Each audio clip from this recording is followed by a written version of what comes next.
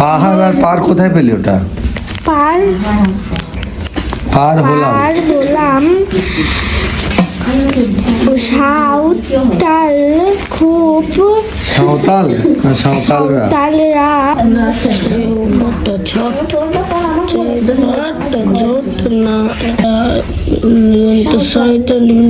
এতক্ষণ যে ভিডিওটা আপনারা দেখলেন সেটা কিন্তু কোনো বয়স্ক শিক্ষা কেন্দ্রের নয়, এটা আমার কোচিং সেন্টারে বর্তমানে কোচিং নিতে আসা পঞ্চম শ্রেণীর কিছু ছাত্রছাত্রীর বাংলা রিডিং পড়ার অবস্থা।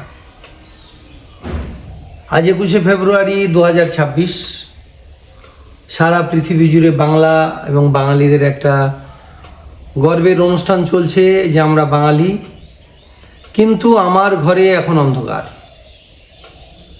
আপনারা জানেন যে আমি রিটায়ারমেন্টের পরে গ্রামে ফিরে এসেছি এবং আমার গ্রামের কিছু ছেলে আমার কাছে পড়তে আসে, ছেলে বা মেয়ে ছাত্রছাত্রী, প্রথম থেকে ষষ্ঠ শ্রেণী পর্যন্ত প্রাথমিক পর্যায়ের বাচ্চাদের আমি পড়ানোর চেষ্টা করছি। কিন্তু যে অবস্থা আপনারা দেখলেন তাতে আমি সত্যিই খুবই শঙ্কিত এই ভেবে যে আমাদের ভবিষ্যতের অবস্থাটা কি। ক্লাস একদম প্রাথমিক পর্যায় থেকে প্রথম শ্রেণী, দ্বিতীয় শ্রেণী, তৃতীয় শ্রেণী, চতুর্থ শ্রেণী, এই চারটে শ্রেণী তারা 4টে বছরেই পার করে গেছে এবং বর্তমানে তারা পঞ্চম শ্রেণীতে পাঠরত এসছে। তো তাদের কাছে কি একটু আশা করা যায় না যে তারা একটা বাংলা বাক্য একটু ভালো করে পড়ে? ধারাপাত 2, 3, 4, 5, 6, 7, 9 পর্যন্ত তারা ভালো করে মেমোরি করুক, মুখস্থ করুক বা শিখুক। আমি হলপ করে বলছি তাদের প্রতি একদম ধ্যানই দেওয়া হয়নি। এর জন্য পরিবার দায়ী হতে পারে, স্কুল দায়ী হতে পারে। আমি অনেকজনের সাথে কথা বলেছি, বিভিন্ন জায়গায় অনেক লোকের সাথেও ভার্বালি কথা বলেছি। অনেকের বক্তব্য আর স্কুলে পড়াশোনা হয় না। আমার বক্তব্য হচ্ছে স্কুলে যখন পড়াশোনা হয় না, আপনারা কি জানেন যে একটা স্কুলে কতজন শিক্ষক থাকে? একটা শিক্ষক পিছু কতজন বাচ্চা থাকে? এটা প্রথম কথা গেল। দ্বিতীয় কথা হচ্ছে যে সেখানে পরিবেশটা কেমন। স্কুলে যদি শিক্ষা না পায় তাহলে আপনারা বাড়িতে 24 ঘন্টার মধ্যে স্কুল বাদ দিয়ে 10টা থেকে 3টে, তারপরে আপনারা কি করলেন? কেন গার্জেন আপনারা যদি আপনার নিজের বাচ্চার কথা না ভাবেন, নিজের বাচ্চার ভবিষ্যতের কথা না ভাবেন, তাহলে সমস্যা বা লোকসান তো আপনার হচ্ছে। আপনি কি সন্ধ্যাবেলা প্রতিদিন সময়টা দেন? বাচ্চাকে নিয়মিত কি পড়তে বসান? তো সবসময় টিচারদের দোষ দিলেও হবে না। আবার এটা আমি বলছি না যে টিচার একদম দোষী নয়, কিন্তু আমার প্রথম কথা হচ্ছে যে এটার জন্য মূলত দোষ গার্জেন পক্ষের। তিনারা যখন বাচ্চা স্কুল থেকে আসছে তাদের হাতে মোবাইলটা না ধরিয়ে দিয়ে তাদের বই নিয়ে একটু দেখা উচিত যে তারা কি করছে, পড়ছে কিনা। নইলে কিন্তু কালকের দিনে যদি এইভাবেই বাচ্চাগুলো চলতে থাকে ভবিষ্যতে, তাহলে ওই কোনো নেতার পিছনে,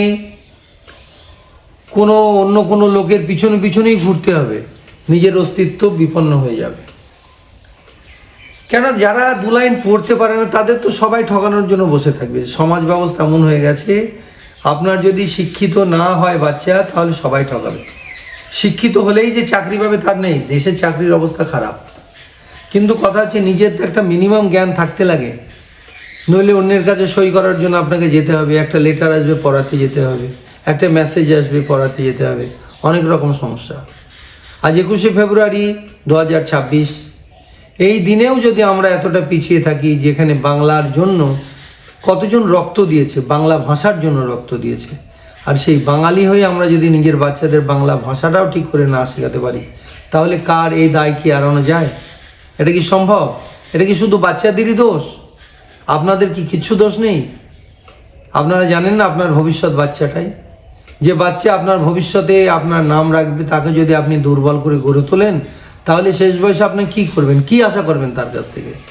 তো প্লিজ আমার একটা রিকোয়েস্ট, আমার এই কোচিং সেন্টারের অনুভব এটা শুধু গ্রাম বাংলার ছেলেদের জন্য। আমার গ্রামের বেশ কয়েকজন ছেলে যারা আসে আমার কাছে পড়তে, ছাত্রছাত্রী, তাদের উপলব্ধিতে বলছি। জানি না শহরের অবস্থা কেমন, কিন্তু এটা দেখে আমি খুবই ভীত সন্ত্রস্ত। অনেক আশা নিয়ে গ্রামে এসেছি, যে অনেক দিন পর 30টা বছর বাইরে কাটানোর পর, কিন্তু আসার পর আমি খুবই দুঃখিত এই বাচ্চাদের এই অবস্থা দেখে। চেষ্টা করছি আমি, কিন্তু প্রথম কথা হচ্ছে প্রথম থেকে 4র্থ শ্রেণী পর্যন্ত যারা 4টে বছর অবহেলায় নষ্ট করেছে তাদের খুব তাড়াতাড়ি বদলানো সম্ভব নয়।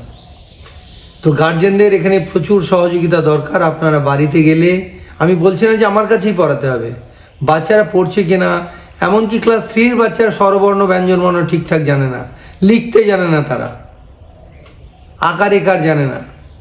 তো এইগুলো আপনারা প্লিজ একটু দেখবেন, তাহলে আমাদের বাংলা এবং বাঙালির উন্নতি হবে, নইলে কিন্তু খুবই অসুবিধা। নইলে দেখবেন আপনার বাচ্চা একদিন কাউরির পিছনে পিছনে ঘুরছে, তো অন্যের পিছনে নয়, সে কোনো লোকের আপনাকে ঠকানোর জন্য ঘুরছে। কেন এখন সমাজে কি হচ্ছে দেখতেই পাচ্ছেন, যারা নেতাগিরি করছে তাদের পিছনে এরকমই গ্রুপ তৈরি করছে, যারা লেখাপড়া কিছু জানবে না, যা বলবে তাই শুনবে। তা আপনি কি চান আপনার বাচ্চা লেজ দাঁড়িয়ে বাঁচুক? আশা করি না। তো এই দোষটা যদি আপনি বুঝতে পারেন যে দোষটা কার, তাহলে নিজের দোষ যদি থাকে অবশ্যই সেই দোষটা প্রায়শ্চিত্ত করতে চেষ্টা করুন এবং নিজের বাচ্চাদের প্রতি ধ্যান দেন, ভবিষ্যতের একজন সুযোগ্য নাগরিক বানানোর চেষ্টা করুন। ধন্যবাদ। গান গাই আমি, বাংলার গান গাই আমি, আমার আমিকে চিরদিন এই বাংলায় খুঁজে পাই।